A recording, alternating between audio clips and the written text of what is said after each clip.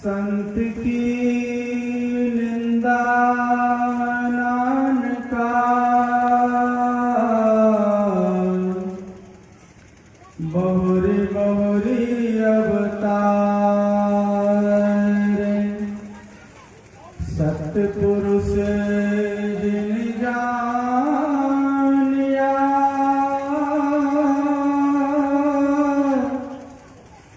सतगुरु तिसका नाम।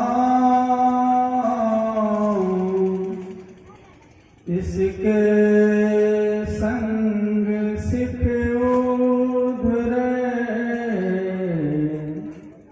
नानक हरि गुण गाओ।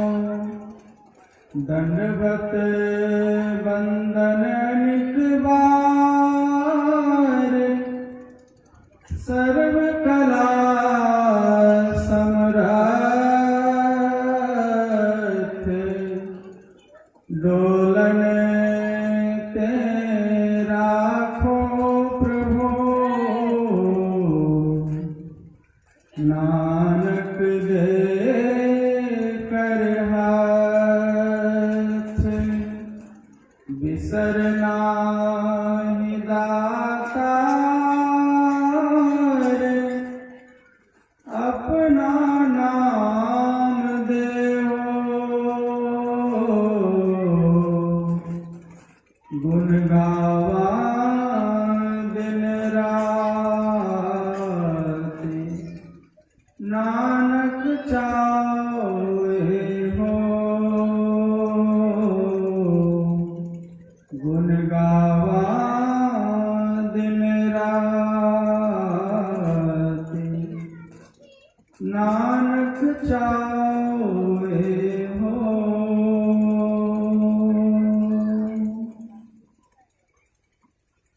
मंचासीन पूज्य बाबा, साधु चरण, उपस्थित धर्म प्रेमी सज्जनों, माताओं एवं बहनों,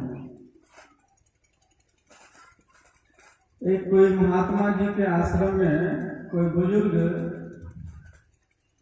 व्यक्ति आए थे। रात के समय में उनको शौच जाने की तलब हुई, नहीं मालूम था कहाँ जाना चाहिए। आश्रम परिसर में ही शौच करके जल्दी में जाना था, इसलिए भोर में 4 बजे उठ करके चला गया। आश्रम के जो मुख्य महात्मा थे, जब उन्होंने देखा कि कोई बुजुर्ग व्यक्ति आश्रम में ही शौच करके किनारे में चले गए, तो अपने से सफाई करने लगे, किसी को बताया नहीं। संयोग से उनकी एक लाठी छूट गई। जो बुजुर्ग गए ना हड़बड़ में भोर 4 बजे, तो थोड़ी दूर जाने के बाद वही लाठी लेने के लिए वापस आया, छड़ी अटक। तो क्या देखता है कि आश्रम का जो मुख्य महात्मा है, संत, वही अपने से उनकी गंदगी और मैला को साफ कर। कहा कि बाबा आप अपने से लगे हुए हैं। कहा भाई तुम ही जानते हो और मैं ही जानता हूं, तीसरा आदमी कोई नहीं जानता। मतलब तुम आए हमारे आश्रम में, बुजुर्ग थे, नहीं जानते थे कहाँ गंदगी करनी चाहिए। तभी तक मैंने किसी को बताया नहीं है, शिष्य को भी नहीं बताया। अगर शिष्य को भी बता देता अनजाने में तो भी शिकायत हो जाता। कहने का मतलब क्या है? संत की एक परिभाषा, अभी सत्संग के विषय में सुनते थे। संत की एक परिभाषा है, संतों के गुणों में से एक गुण यह भी होता है कि जो दूसरे के अवगुणों को ढकता है। जो सही दुख पर छिद्र दुरावा, बंद नीयत ही जग जैसे पावा।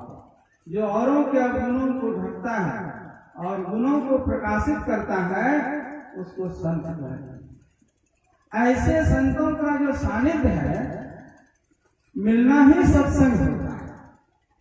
ऐसे संत जहां पर विराजमान हो,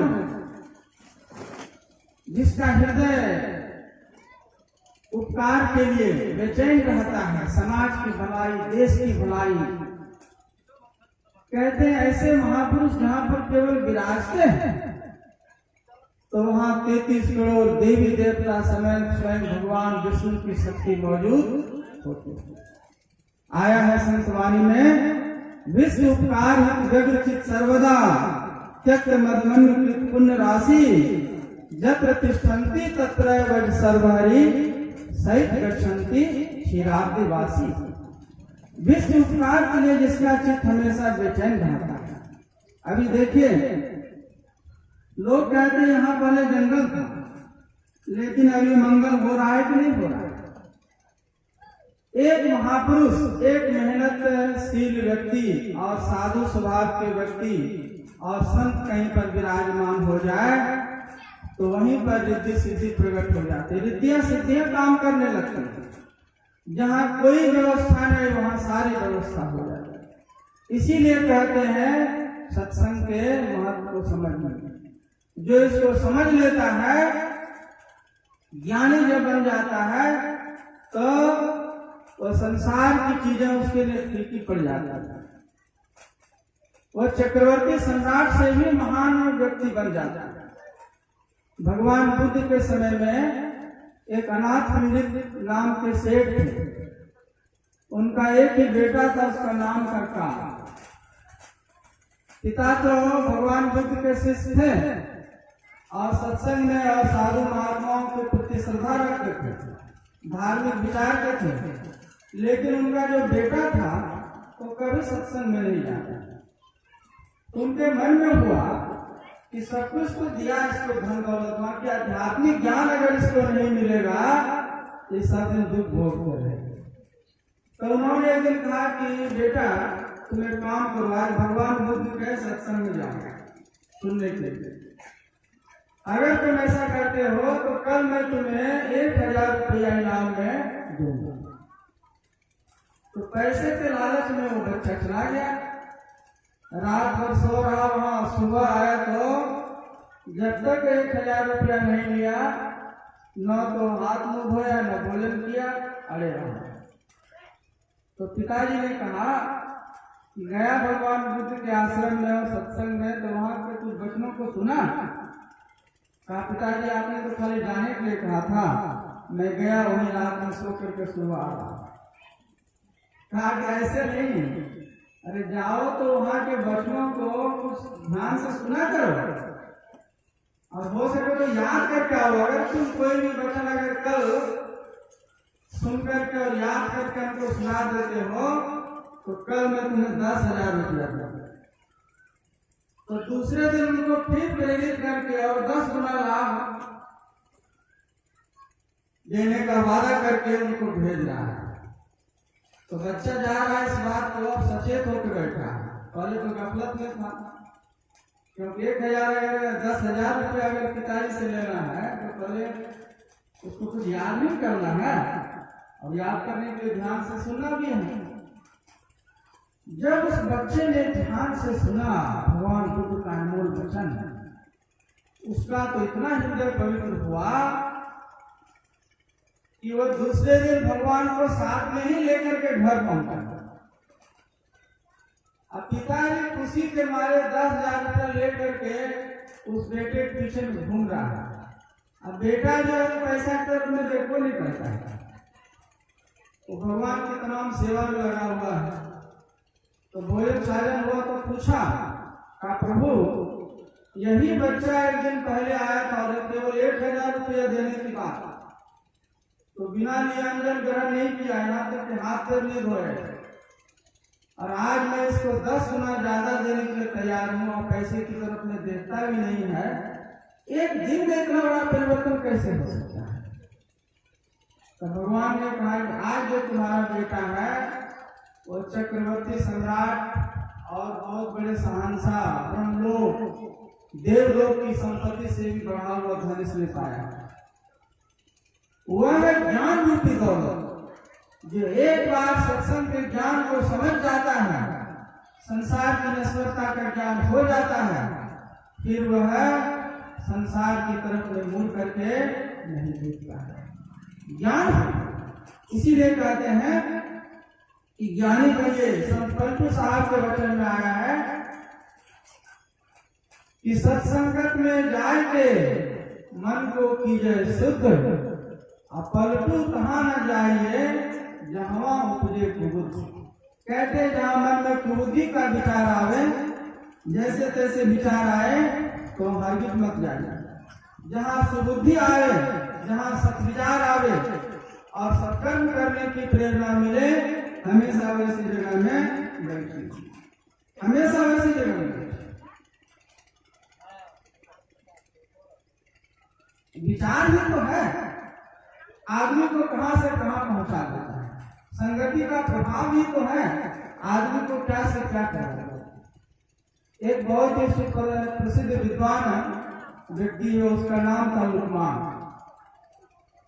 8वीं समय जब वो मरने लगे तो बेटों ने कहा कि पिताजी कुछ आखिरी उपदेश हम लोग को देते जाएंगे। तो बाप ने कहा कि घर के कोने में देख लो, कोयले की ढेरी रखी, एक मुट्ठी कोयला तुम लोग से उठा करके लाओ। तो समझिए कि बाएं हाथ से एक मुट्ठी कोयला सब लड़का लेकर के आया, फिर दूसरी तरफ इशारा किया, उस घर के कोने में देख लो, दूसरे कोने में कहाँ पिताजी, वहां चंदन की खुशबूदार लकड़ी रखी हुई, एक मुट्ठी वो खुशबूदार लकड़ी जो चंदन के रखी उसको भी उठा करके लाओ। तो दोनों सभी लड़कों ने अपने अपने हाथों में, एक हाथ में कोयला का टुकड़ा, एक हाथ में चंदन का बुरादा लेकर आया, फिर कहा इसको फेंक दो। तो फेंक दी गई। पूछा क्या बचा तुम्हारे हाथ में, क्या बचा? कहा पिताजी कुछ भी तो नहीं बचा, आपने कहा फेंकने के लिए, फेंक दिया। कहा ध्यान से देखो, ध्यान से देखो, हाथ में जरूर कुछ बचा होगा। तो जिस हाथ से कोयले का टुकड़ा उठा के लाया था ना, क्या देखता है कि फेंकने के बाद उसमें काले और दाग लगे हुए हैं।